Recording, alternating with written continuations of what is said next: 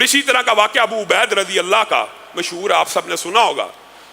رسول اللہ صلی اللہ علیہ وسلم نے ان کو کھانا پکانے کا حکم دیا۔ جب وہ بکری کو پکا لائے تو رسول اللہ صلی اللہ علیہ وسلم نے کہا شانہ پکڑا، یعنی بادو پکڑا۔ پچھلی والوں کو ٹانگیں اور آگلے والوں کو بادو کہتے ہیں عربی میں۔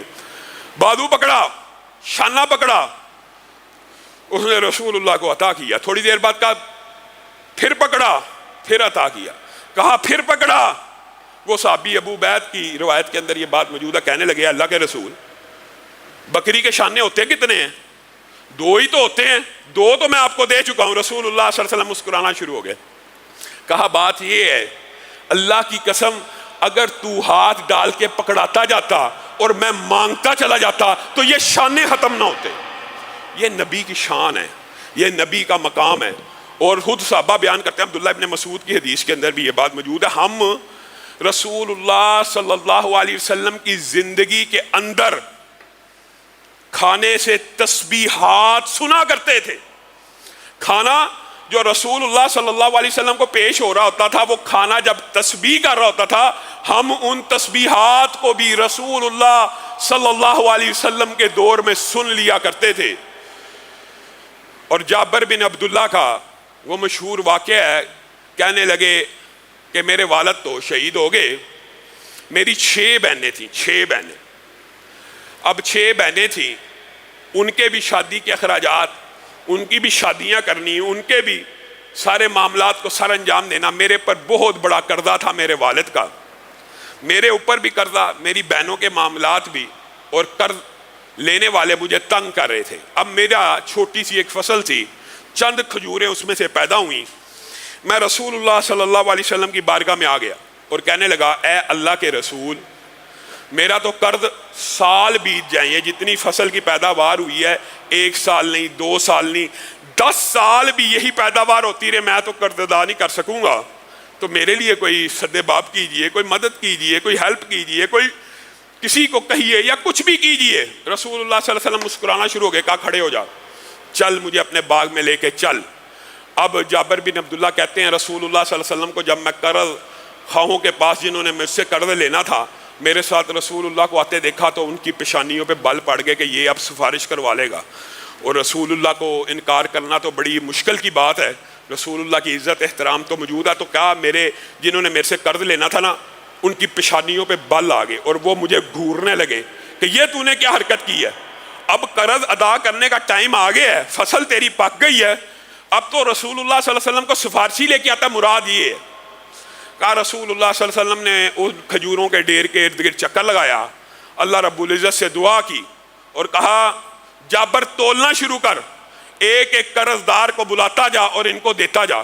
کہا ایک آیا، قرض کو ادا کر دیا اور کھجوروں کے ڈھیر میں ایک کھجور کی کمی واقعہ نہیں ہوئی۔ دوسرا آیا، تیسرا آیا، چوتھا آیا، یہاں تک کہ میں نے اپنا سارا قرض انہی کھجوروں سے اتار دیا، اور میں یہ چاہتا تھا بس قرض ہی اتر جائے، لیکن اللہ کی قسم اس سے زیادہ ڈھیر میرے پاس موجود تھا جو پھر میں 6 بہنوں میں تقسیم کر کے ان کے بھی اخراجات کو پورا کر سکتا۔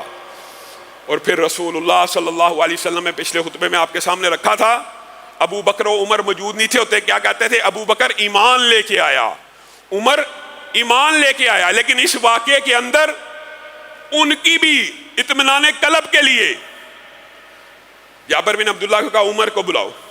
عمر آئے، جابر عمر کو واقعہ سناؤ۔ حضرت عمر کہنے لگے اللہ کے رسول مجھے واقعہ سننے کی حاجت ہے، اللہ کی قسم جس وقت آپ جابر کے ساتھ جا رہے تھے مجھے یقین آ گیا تھا قرض تو ادا ہو جانا۔ جابر عمر کو واقعہ سناؤ۔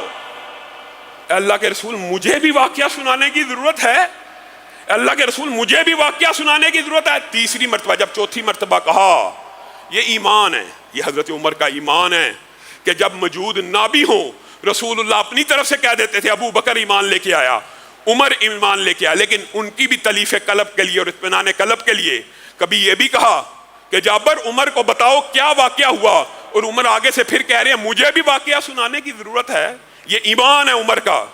اور پھر چوتھی مرتبہ انکار کی گنجائش نہ تھی تو جابر نے سارے کا سارا واقعہ سنایا، اس طرح رسول اللہ آئے، ایک کو قرض ادا کیا، دوسرے کو کیا، یہاں تک کہ سارا قرض اتر گیا اور میرے پاس اتنی ہی کھجوریں باقی تھیں جہاں سے کام شروع کیا۔ تو تو حضرت عمر کہنے لگے اللہ کی قسم تو مجھے نہ بھی سناتا تو مجھے یقین تھا رسول اللہ صلی اللہ علیہ وسلم تیرے ساتھ چل پڑے ہیں، اب وہ چل پڑے ہیں تو تیرا قرض ادا ہو ہی جائے گا۔ اسی طرح کے متعدد واقعات انشاءاللہ انہی کو اگلے آئندہ آنے والے خطبہ جمعہ میں کوشش کریں گے کہ اس معجزات کے باب کو بھی جلدی سمیٹ لیا جائے، لیکن حقیقت یہ ہے کہ یہ ہم صرف چیدہ یا آپ یہ سمجھ لیں چنیدہ واقعات چن کے آپ کے سامنے رکھ رہے ہیں، ورنہ امام نووی نے رسول اللہ صلی اللہ علیہ وسلم کے 1200 سے زائد معجزات کو بیان کیا، 1200 سے زائد، ان میں سے صرف چند معجزات آپ کے سامنے رکھ رہے ہیں، اور معجزات ہی کے حوالے سے چند ایک باتیں کر کے میں اپنی بات کو ختم کروں گا۔ گرمی کی شدت ہے، اللہ تعالیٰ شدت کو کم کرے، اللہ تعالیٰ پاکستان کے اوپر بارش کا نزول فرمائے، رحمتوں کا نزول فرمائے۔ یہ جو مسجدیں ہیں رسول اللہ صلی اللہ علیہ وسلم نے ان کے بارے میں بھی ایک پیشین گوئی کی ہے۔ رسول اللہ صلی اللہ علیہ وسلم نے کہا تھا ایک وقت آئے گا، اس وقت کی جب رسول اللہ یہ کہہ رہے ہیں کہ پوری زمین میری امت کے لیے مسجد بنا دی ہے، تو بنیادی طور پہ مسجد صرف ایک ایسی جگہ ہونی چاہیے جہاں پہ لوگ عبادت کے لیے، کمیونٹی کے لیے، فیصلوں کے لیے، نکاح کے لیے، جنازوں کے لیے اکٹھے ہو جائیں، اس طرح کی طرز تعمیر ہونی چاہیے۔ اس وقت یہی کنسیپٹ تھا، کیونکہ سفر پہ انسان گیا، مسجد نام ہی ملی، پوری زمین اللہ رب العزت نے مسلمانوں کے لیے مسجد بنا دی ہے، لیکن اس کا مطلب یہ نہیں ہے کہ مسجد کے بغیر بھی نماز باجماعت ادا ہو جاتی ہے، نہیں ہوتی مردوں کی۔ رسول اللہ صلی اللہ علیہ وسلم نے فرمایا میری امت میں ایک وقت آئے گا کہ لوگ مسجدیں بنانے میں مقابلہ کریں گے، مسجدیں بنانے میں، اور ایک مسجد والا دوسرے مسجد والے کے اوپر فخر کرے گا کہ میری مسجد تیری مسجد سے زیادہ خوبصورت ہے۔ تزئین و آرائش کے حوالے سے رسول اللہ صلی اللہ علیہ وسلم نے یہ پیشین گوئی کی، ایمانداری سے بتائیے یہ پیشین گوئی تو ابھی صرف 2 صدیاں قبل اس پیشین گوئی کا ظہور ہوا کہ ایک دوسرے کے ساتھ مقابلے بازی ہے، اچھی ہے کہ ایک دوسرے سے بہتر انتظامات ہو، بہتر ہو، لیکن رسول اللہ صلی اللہ علیہ وسلم نے خاص کیا کہا، ایک دوسرے کے اوپر فخر کریں گے کہ میری مسجد کے نقش و نگار اور تزئین و آرائش تیری مسجد سے بہتر ہے، ایک دوسرے کے اوپر فخر کیا کریں گے مسجدوں کے اعتبار سے۔ اور ساتھ میں ایک تنبیہ بھی کر دی، اور اس وقت مراد یہ ہے کہ آج کا وقت ہی مسجدوں کو عبادت خانے کی بجائے، عبادت گاہ کی بجائے گزرگاہ بنا لیا جائے گا، رستہ بنا لیا جائے گا۔ اس حدیث کا کیا مطلب ہے؟ محدثین نے اس کی بڑی لمبی چوڑی تشریح کی ہے جو عام فہم انداز میں آپ کے سامنے رکھنا چاہتا ہوں۔ اللہ رب العزت ہم سب کو محفوظ فرمائے۔ مسجدیں کس لیے ہیں؟ عبادت کے لیے۔ مسجد کا حق یہ ہے کہ جو بندہ مسجد میں آئے اس وقت تک بیٹھے ہی نہ جب تک اللہ کو 2 رکعتیں پڑھ کر سجدے کر کر اس جگہ کا حق ادا کرے۔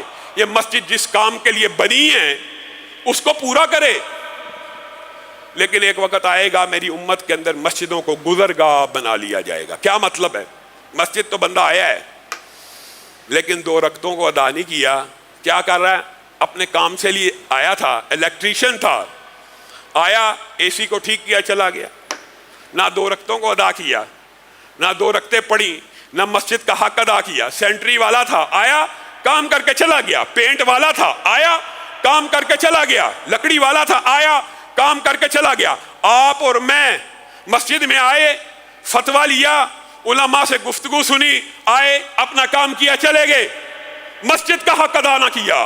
مسجد کا حق یہ ہے تحیۃ المسجد، مسجد کا حق یہ ہے جب مسجد میں داخل ہو جائے بندہ تو اس کے اندر 2 رکعتیں نماز بھی پڑھ لے، گزرگاہ نہ بنائے، اپنے کاموں کے لیے صرف استعمال نہ کرے کہ نکاح پڑھایا، نکاح کے لیے آئے، نہ نماز پڑھی نہ رکعتوں کو ادا کیا، پڑھا کے چلے گئے۔ اور ہماری مسجد میں تو بعین گزرگاہ والا معاملہ بھی موجود ہے۔ ساتھ والی سوسائٹی کے لوگ آتے ہیں، ان بیچاروں کو وہ رستہ لمبا لگتا ہے، وہ یہاں سے صرف گزر کے چلے جاتے ہیں۔ یہ تنبیہ ہے، یہ وعید ہے۔ اس حدیث کے اندر وعید موجود ہے کہ مسجدوں کو گزرگاہ مت بنائیے۔ مسجد میں اگر داخل ہوں تو کم از کم اس کا حق ادا کر لیجئے، کچھ سبحان اللہ پڑھ لیجئے، کچھ اللہ اکبر پڑھ لیجئے، کچھ لا الہ الا اللہ پڑھ لیجئے، کچھ الحمدللہ پڑھ لیجئے۔ اللہ رب العزت جو کہا گیا، جو سنا گیا، اس کو سمجھنے کی توفیق